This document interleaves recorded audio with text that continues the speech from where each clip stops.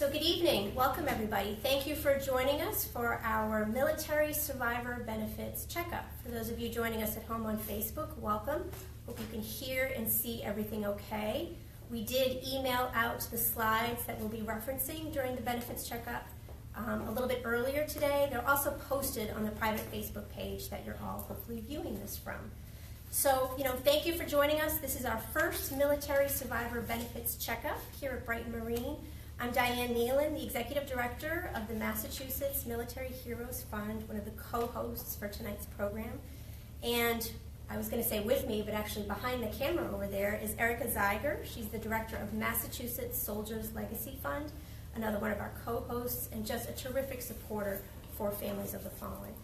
So a reminder again that tonight's seminar is being broadcast on Facebook Live, so families of the fallen across the state and beyond can join us here this evening.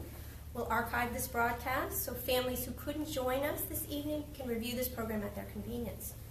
So a bit of background, we pulled tonight's seminar together after polling the families that we serve, asking them how is our community doing supporting you all.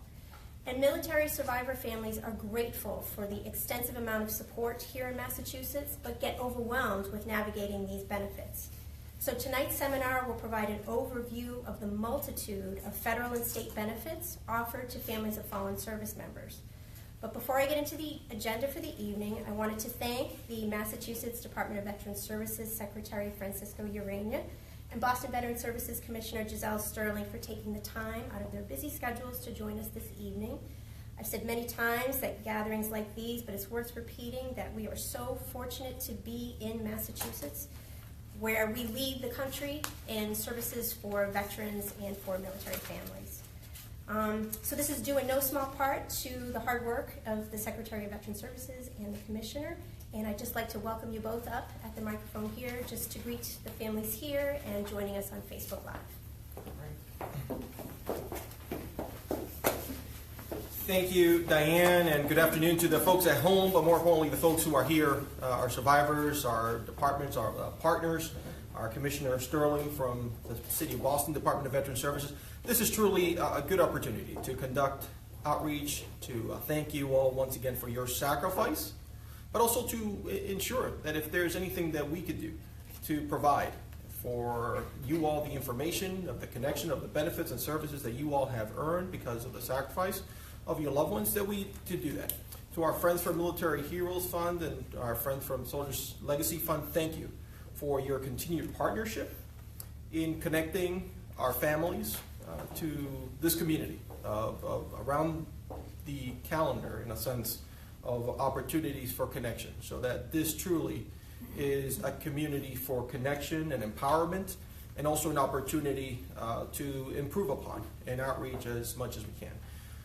To our families at home, know, as Diane mentioned, in Massachusetts we do lead the nation in providing benefits and services. The primary focus of opportunity is our veteran service officers, who are located in every city and town. They are an asset to both our veterans and to our families of any era, of any age, and our connections to a sense of local points of contact, whether it is community events or the aspect of some of the financial benefits that are provided, it is a door to that gateway. Also with me here today is the Commissioner to the City of Boston Department of Veterans Services. I'm trying to focus on the camera, I'm trying to look at the audience, so make sure everybody knows that we are with you today. But without further ado, I'd like to introduce Giselle Sterling, a great partner to us here in the department, and also a great leader here in the City of Boston, making that sense of connection and community. And she'll tell you a little bit more about some of the financial programs that we have. So, Giselle? Sure. Rolling with it. I really just want to echo in your sentiment in saying just what a great community that we have here in the Commonwealth of Massachusetts, and just how proud I am to be a part of a community that really comes together in these meaningful ways and using technology to do it. So thank you for joining us from home or wherever it is you may be with your devices. My one hope today is that you understand just how broad this network is and how accessible it is as well. So thank you, Diane, for your team for doing this, and all the presenters here today for being a part of this. Thank you. Thank you. So do you want to talk who from your team is going to join us? So a little later you'll hear from Evan Macrinicolis, who is going to talk about the annuity program, very robust and a program that is very unique to us here in Massachusetts only, one of the few states that has a focus, and one that has been recently enhanced, so I think is important for us to touch upon that. And I know that Commissioner Sterling is also going to talk about some of the other programs available, not only just in the city of Boston, but available in offices of Veteran Services, specifically those in the communities that you all reside. So thanks for joining us at home, and thank you for those who are here this evening for being, again, part of this connection of community and empowerment. Thank you very much.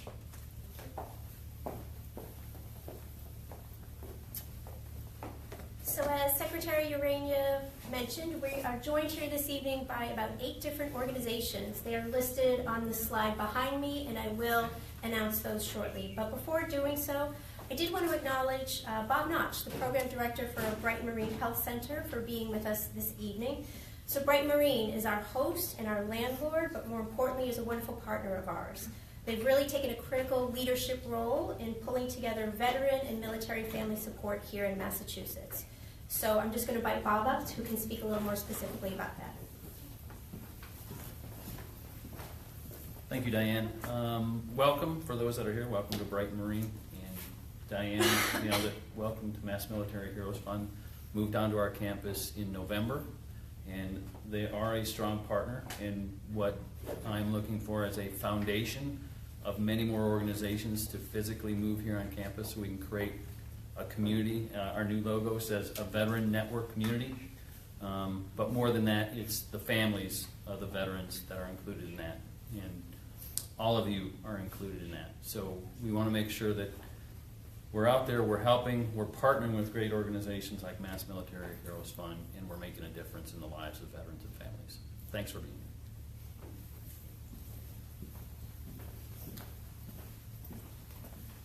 Thanks, Bob. So thank you again to everyone for being here tonight. So these are the agencies represented. I wanted to let you know that James Santos with Commissioner Sterling is here from Boston Veteran Services. Sergeant First Class Robert Bean is here from Casualty Operations with the Department of Defense. Denise Rosa, Survivor Outreach Services Coordinator from Army Survivor Outreach Services. Shondell Rather from Boston Veterans Benefit Administration. Patrick Bailey from Boston Veterans Benefit Administration. Evan Macrinicolis, did I get that right? Yeah. Director of Benefits, Mass Department of Veteran Services. Stephen Croteau, Veterans Bonus Supervisor with the Mass Office of the Treasurer. And Kim Rawako, Vice President, Suicide Postvention and Prevention. Kathy King from my office is probably hiding somewhere, but I wanted to acknowledge and thank her. And Isaac Piper, our social work intern, is also manning various different forms of technology to pull this off this evening. So thank you, everybody. So in a minute, you're going to hear from each of these presenters a description of the benefits that their agency or organization offers local families of the fallen. It's a lot to take in, and I'm sure many of you will have questions about how to navigate these benefits. We're just going to ask that everybody hold their questions until after each agency has presented their overview. At that time, we'll take a quick break, end the first portion of this Facebook Live broadcast. Then after the break, we'll come back, open a new video feed where folks can post questions through the comment section or text them to our cell phone. So without further ado, I'd like to call up Commissioner Sterling for Boston Veteran Services.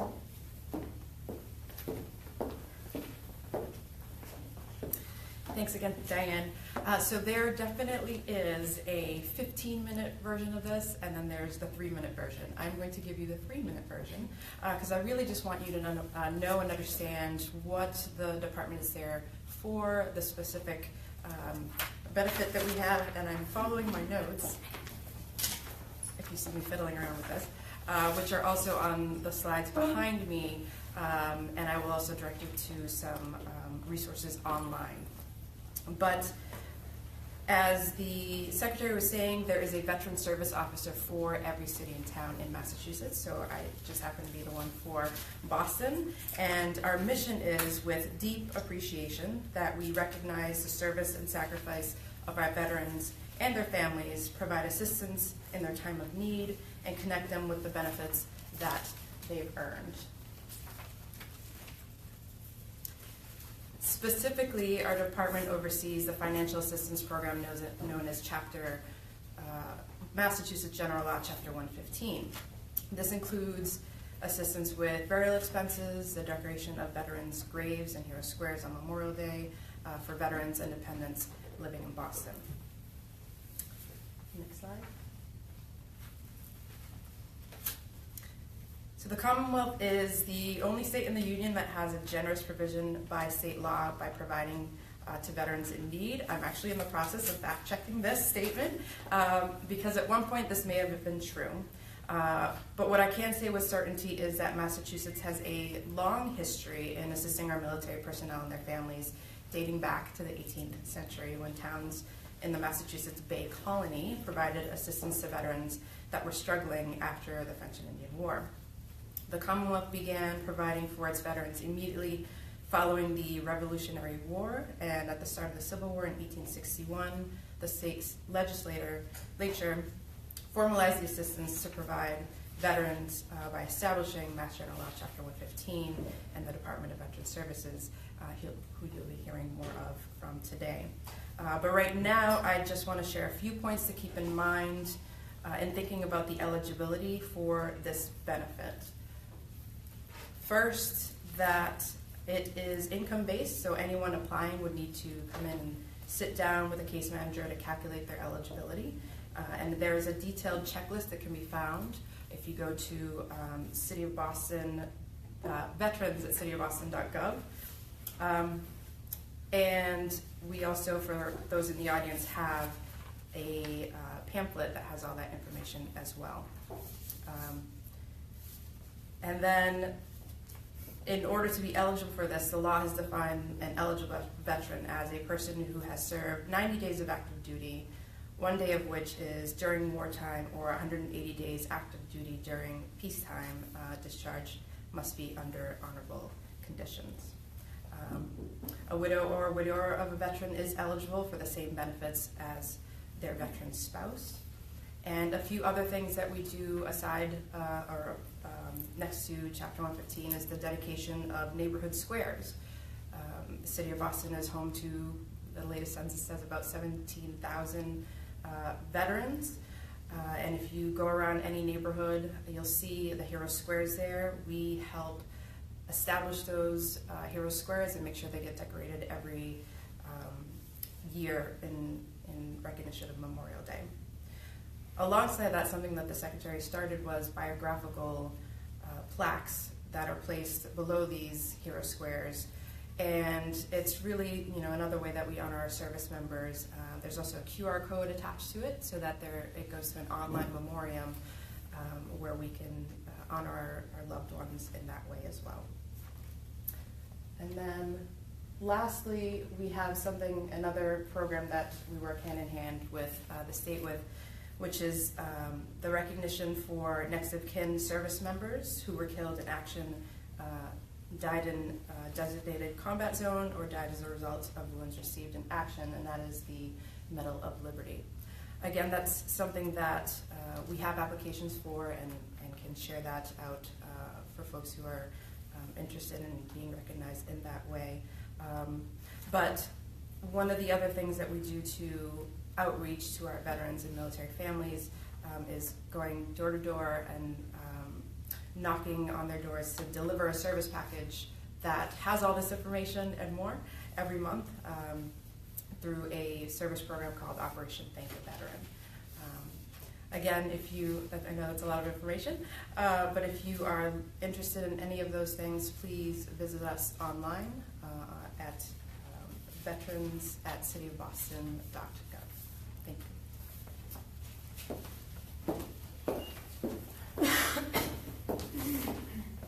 Thank you, Commissioner Sterling.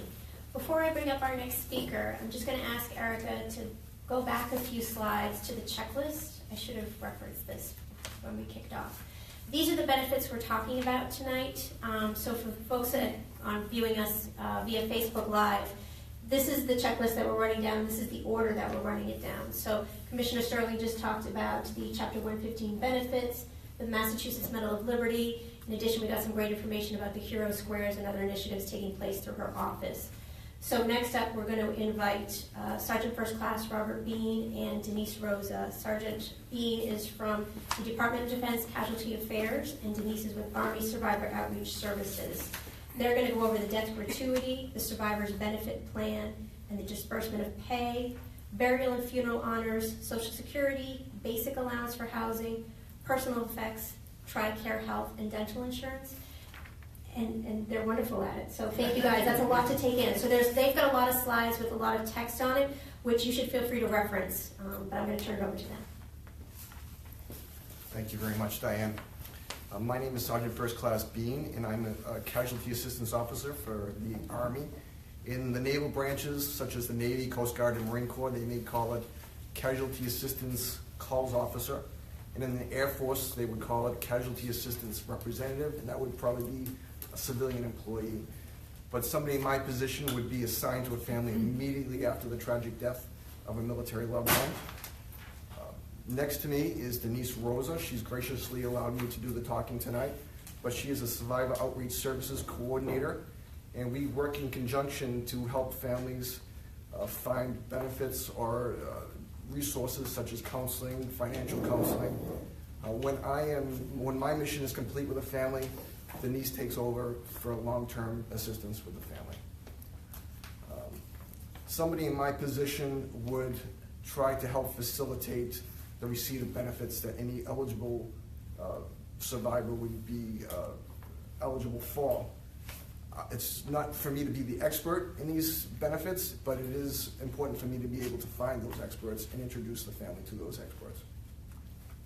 I can briefly explain some of these items. I suspect most of you who are watching are familiar with these and probably have already received these. I will just briefly go through them again. Erica? Oh. Now, the military does not want any family who has just suffered a tragic loss to be worried about things such as their finances, or who's going to be paying their mortgage next month, their car payment. We understand immediately after a loss, the most important thing is your family. You need to have time to grieve. And for that reason, the military provides the eligible person, whoever the serviceman, I may slip and say soldier, but whoever the serviceman designated as the recipient of what they call the death gratuity will receive that $100,000 within a week, just to help alleviate that frustration you may have with your finances. Somebody also will, myself or somebody in my position will help get you the unpaid pay and allowances. That would also include the thrift savings plan. Would also help with facilitate the payment of any funeral expenses, travel expenses related to the funeral or unit memorial expenses. Now, most career military people understand that the Survivor Benefit Plan is something that you do to protect your spouse. When you retire, you receive a lower amount of your retirement in order to protect your spouse in case you die. If you die, your spouse will get 55% of your retirement. But what happens if a service member is at active duty, they haven't yet gotten to the 20-year retirement mark, and they die? Even if somebody dies within a few months of enlisting into the military, what the military will do is calculate what that person would have gotten if they had retired at 20 years at the current grade they served in, and their spouse or children will get that survivor benefit plan, 55% of what they would have gotten at retirement.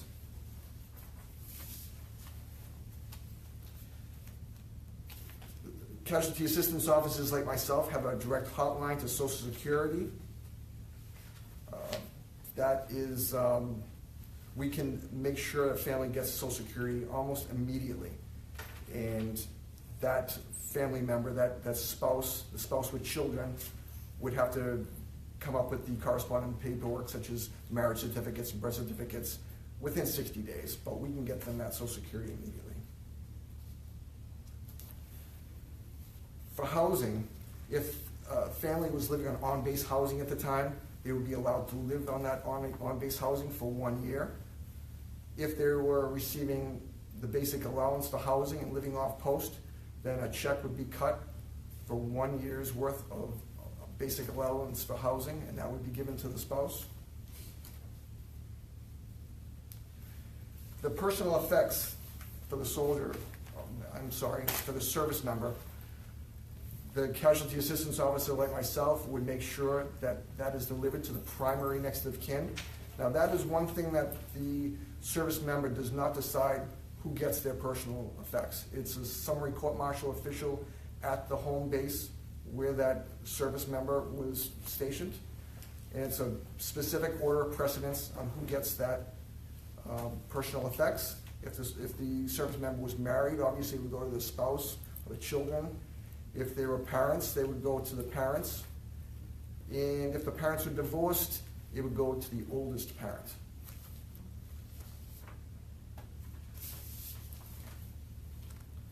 And now there are two types of Gold Star pins. We understand how important they are, and we also understand how easy they can be lost.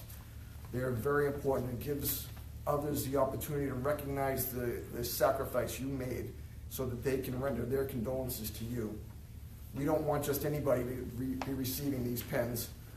It's for immediate family members. It would be the spouse, the children, the mothers, fathers, stepmothers, stepfathers, stepchildren, and siblings. Those are the only people that receive them.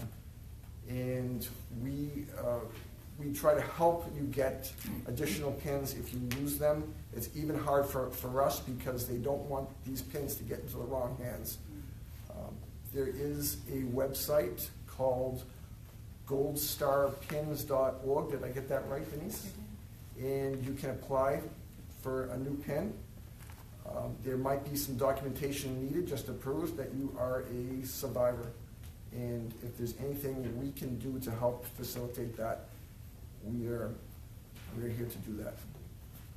And that shall be it for us. Thank you very much.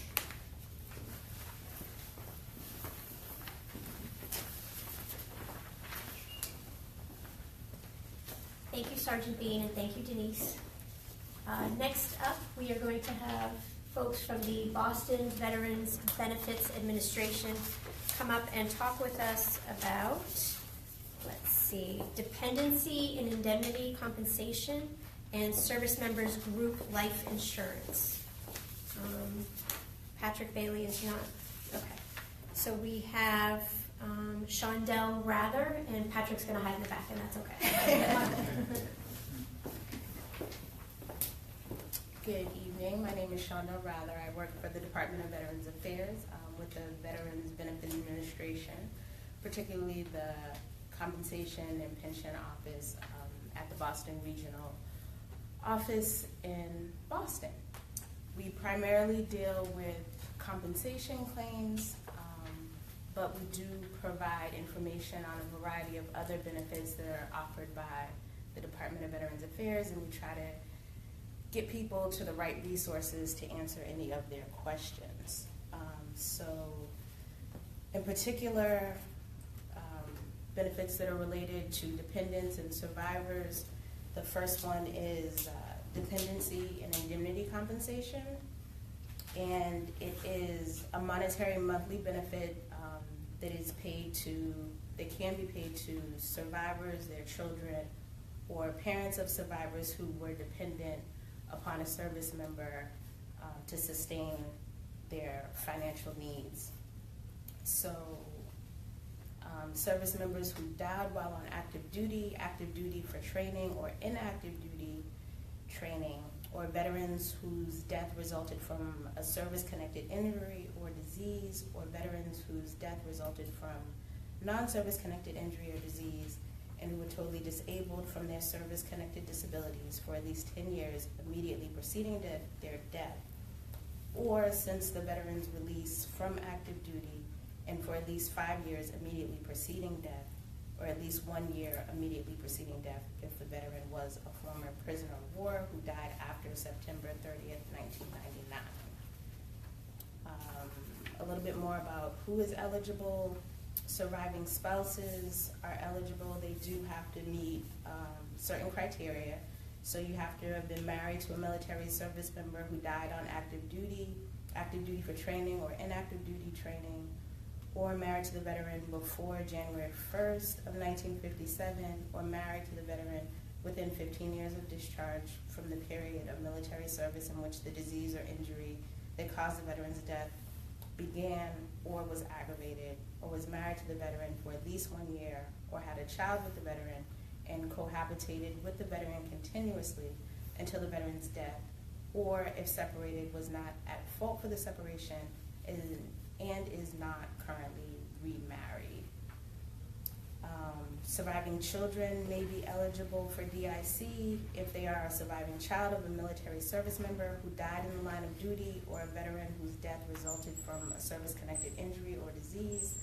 Additionally, they have to be unmarried, under the age of 18, or between the ages of 18 and 23 if they're attending school.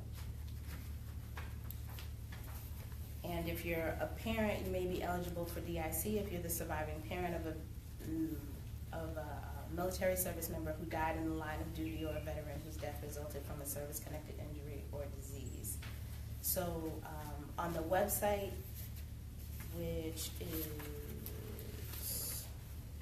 I don't think it's provided on the slides, but it's benefits.va.gov. You can access rate tables that tell you what the rates are. And also what's not listed on the slides is survivor's pension, which is also referred to as death pension, and that's an income-based benefit for low-income people who are unremarried, surviving spouses, or unmarried children of a deceased veteran with wartime service. And again, if you go to the website, it'll tell you other criteria that you have to meet, along with the income guidelines that Congress has set to be able to qualify for those benefits.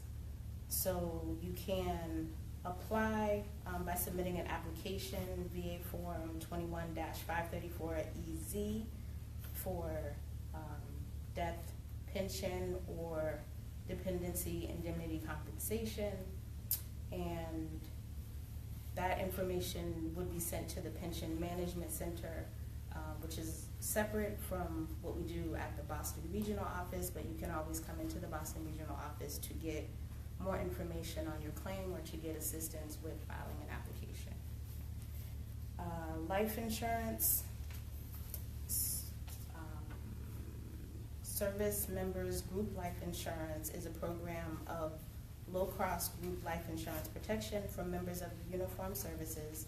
Members are covered under SGLI, also have automatic traumatic injury protection, and if they are married and or have children, they have automatic coverage on their spouse and dependent children.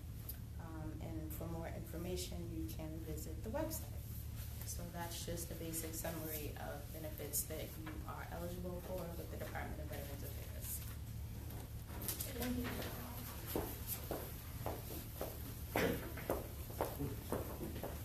Thank you, Shondell. So we're about halfway through. I told you Massachusetts has a lot of benefits, and if you're still hanging with us on Facebook Live, we appreciate it. So next up, I'm going to call up, let's see, might have gone a little bit out of order here. Yes, the Mass Department of Veteran Services, right, okay. And Evan Macron-Nicholas, the Director of Benefits. Apologies for a little confusion there. Evan is going to talk with you about the Gold Star annuity. So here you go. Hello everyone, and hello everyone on Facebook. My name is Evan Macron-Nicholas, and I work for the Department of Veteran Services under the Secretary of Francisco Urena. And we want to discuss tonight the annuity program for you. Most of you out there should be already enrolled in this program. If you're not, please contact my office, and I'm going to give you my phone number. It's 617-210-5480, and contact me to get you enrolled into the annuity program. So it's a $2,000 benefit that you get twice a year, once in February and once in August. And totally right now we have around 13,700 recipients of this program. We give it out to almost 12,000 100% service-connected veterans, about 2,000 widows, and as you can see, 366 parents of the veterans. Next slide, please. And so the governor and the legislation of this fine state in, I'm going to say July of 2017, which is fairly recently, has approved a retroactive benefit payment. So let me explain that to you a little bit. Before this went into place, when you applied is when your application date actually started. So that's when you actually got your benefit check. So this legislation allows us to go back to the date of death of the service member. So we have gone through all the files, and we have looked through all the dates of deaths, and we have, so if you're a widow of a veteran and you applied and you've got a date of death up to November 11, 2005, you can reapply for a retro benefit back to then. And then if you're a parent of the veteran, you can apply back to 1998. And we've sent out letters to all the widows and the parents, and hopefully most of you got those. And if you haven't, again, you need to contact my office, and I will definitely expedite your retroactive benefit payment. Currently, we've approved about 500 of them, and about $4 million or so have gone out back to the communities and to you, the deserving. And it's my honor and privilege to be here and to assist you all with any benefits that we can provide you in the state. Thank you very much.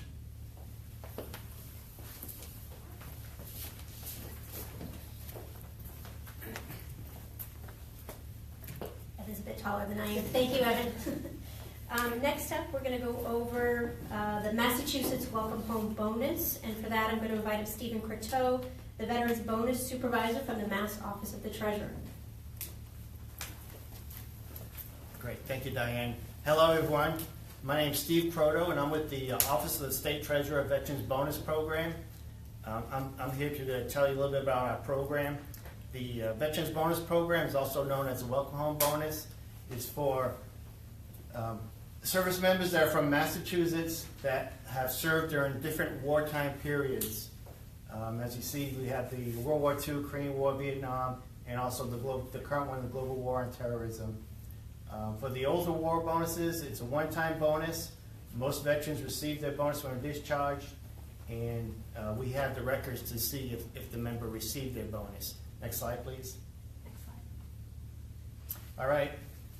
For families of deceased service members, you are also eligible for the bonus. If the family of a service member that died on active duty, the family member is eligible for the highest bonus amount for that service period. If the service member died while after their service, the family member is eligible for the bonus that member would receive. That member did not receive their bonus. There's also an order of precedence for payments, spouse and children, mother or father, brother or sisters, and other dependents. Next slide, please. So the current bonus is the Global War on Terrorism bonus, $500 for the first 6 months stateside or overseas, $1,000 for Iraq, Afghanistan, or any other combat area, and there's also $500 if you deploy multiple times, or $250 depending on where you go. If the service member died while on active duty, it's $1,000 to the family member. Next slide, please. There's also some bonuses for the older wars. As you see, if the service member died while on active service, they get the higher amount. But if the service member died after their service, I still recommend to call the office to see if the member received their bonuses, because if they didn't, the families are eligible for what the member should have received. Next slide, please. So there's the process is a completed application, provide proof that the member was from Massachusetts before they went in, provide the DD-214 and death certificate, and any other relationship documents. What I recommend is whether you think you received it or not, give our office a call and we can check on that. If you didn't receive it, we'll make sure you get the bonus. The next slide, please. The state treasurer, they also have another program called unclaimed property, which is money that the state takes for accounts that haven't been touched in a while. The website is Find Mass Money. I recommend everybody to go on there, put in your last name, see what's up there, because there may be some money for your lost loved one that the state has because there's been no activity with it. So I highly recommend everybody to, one, call our office to verify that you received the bonus for your service member, and two, check on this findmassmoney.com. Thank you very much.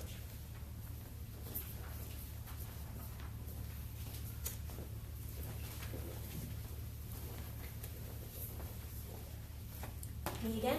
All right. So we've got some questions, I think, coming in on the Facebook comments, and so I just want to remind folks who are joining us from Facebook, we're going to hold those questions until the second portion of this. We just have a few more slides to get through. We'll take a break, and then we will read your questions out for folks here to answer. So we don't have anybody from the Massachusetts Department of Revenue or from the local assessor's office to talk about the next slide, so I'll just read it to you. So Massachusetts does offer real estate tax relief to certain categories of surviving spouses of military personnel, which you can see was died as a result of injuries sustained or illnesses contracted during active duty service. And so, for more information, the best place to check out is the website that I've linked there, or to go to your local Board of Assessors. And I apologize that I don't have more information because I know this can get a little tricky. And if you do have questions on this particular benefit, send them in to us anyway, and we'll do our best to chase them down for you. So that's the Massachusetts Real Estate Tax Relief for Gold Star parents and for spouses. So the next slide are the Massachusetts Gold Star license plates. I don't work for the registry, just want to make sure everybody knows that they're out there. So hopefully you've seen these already. So these are plates which are issued to spouses, parents, children, siblings, grandparents, and grandchildren of soldiers who died while on active duty. So the specific criteria is here on the slide, and the link to find out more information is also on this slide.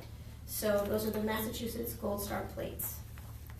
And then last but not least, so Massachusetts Military Heroes Fund, us. So when we put this benefits seminar together with my wonderful colleague who is going to get in front of the camera, Erica Zeiger, we did so because families that we work with told us there's wonderful benefits out here, a lot of it gets confusing, a lot of it gets overwhelming, and they like to see it all in one place. So that's this attempt here for you all, is to try to condense this into one presentation and to give you points of contact to follow up. So my organization, we provide support in the form of direct grants, which I'll talk about in a minute, referrals, advocacy, and community building events for families of service members who died on or as a result of post-9/11 active duty service. So next slide. So the direct grant assistance, which you may be eligible for, includes emergency casualty assistance. Those are grants for family members who've received the terrible news that they've lost their loved one. They've got funeral costs that one of the other benefits just isn't picking up for them. You can apply to us and we'll help you with that cost. And Sergeant Bean is wonderful at making sure the families he's working with, and Denise Rosa as well, get connected with us to that program. Basic needs grants, if for some reason your family is struggling with mortgage payments, rent, utilities, overwhelming health care bills, please let us know. We're here to support you. We can offer some short-term assistance and longer-term referrals to other agencies.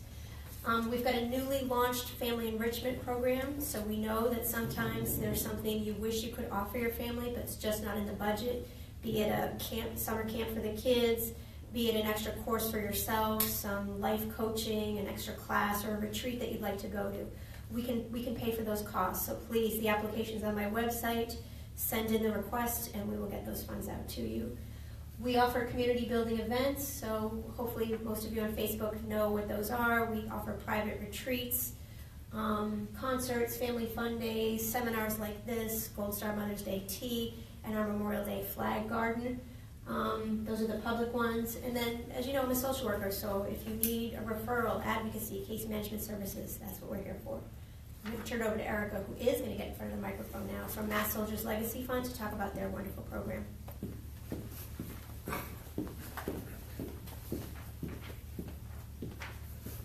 Hi, as Diane mentioned, I am Erica from the Massachusetts Soldiers Legacy Fund.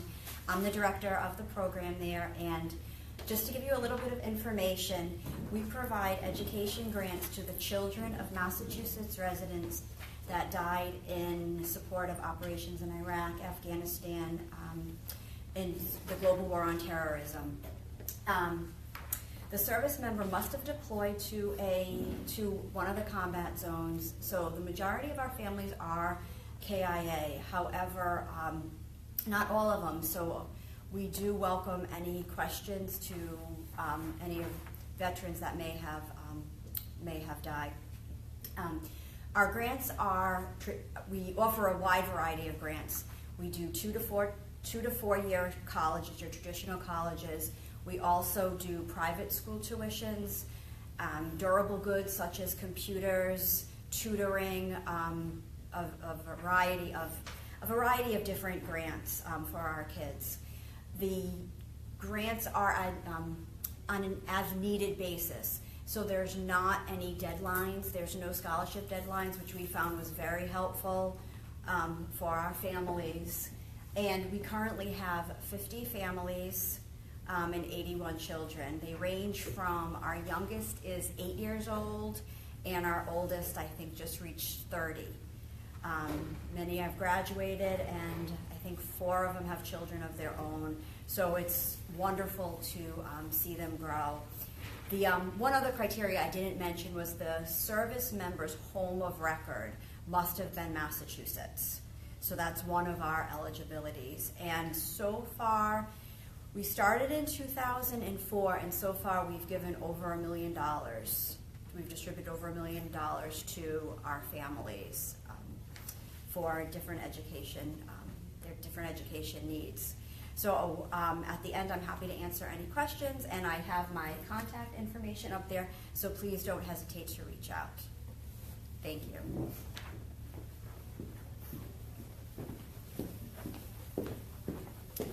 Thank you, Erica. And our final presenter this evening is Kim Ruwako, who is the Vice President of Suicide Postvention and Prevention from the Tragedy Assistance Program for Survivors, better known as TAPS. And we are so grateful you all could be here with us tonight. Thank you.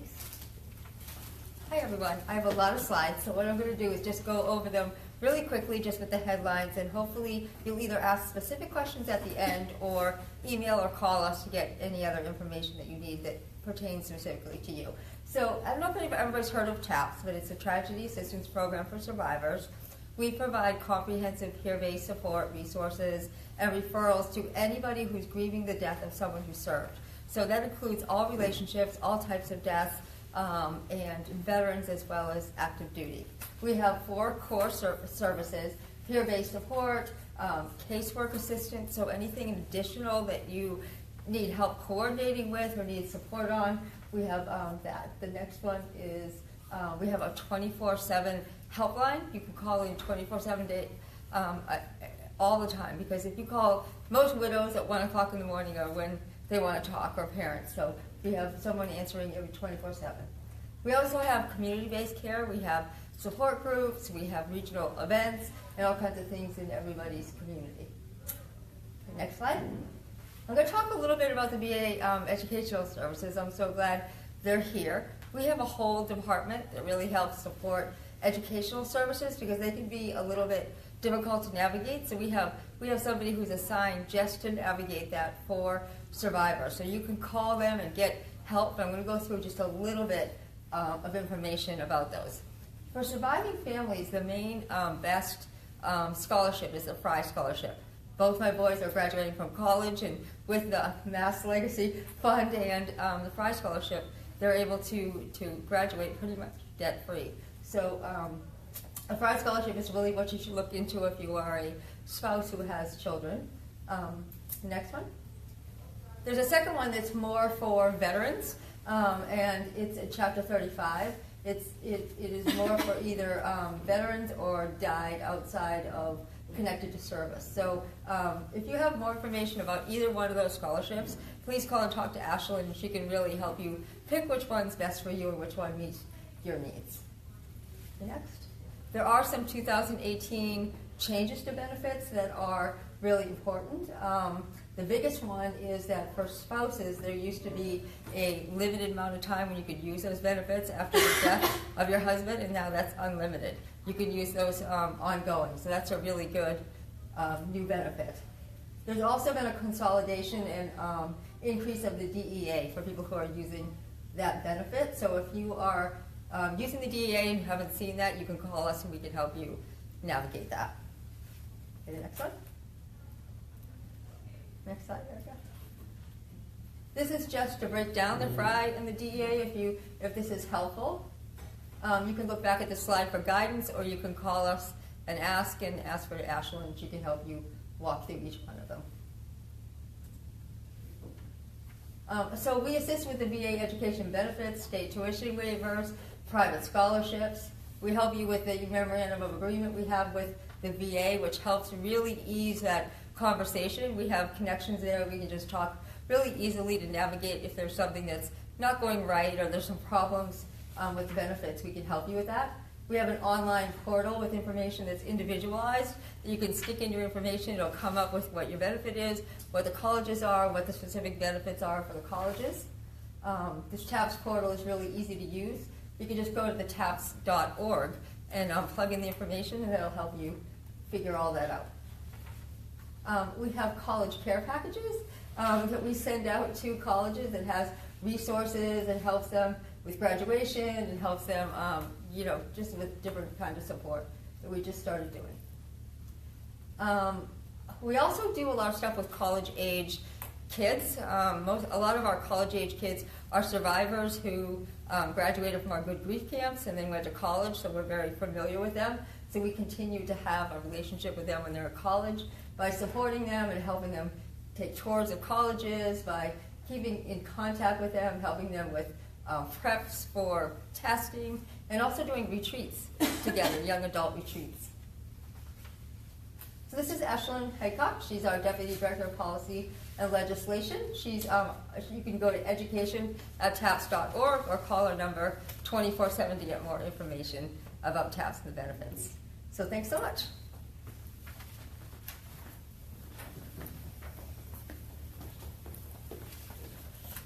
Thanks, Kim. The education benefits are so overwhelming, so I'm so grateful you all provide that support for the families that we serve.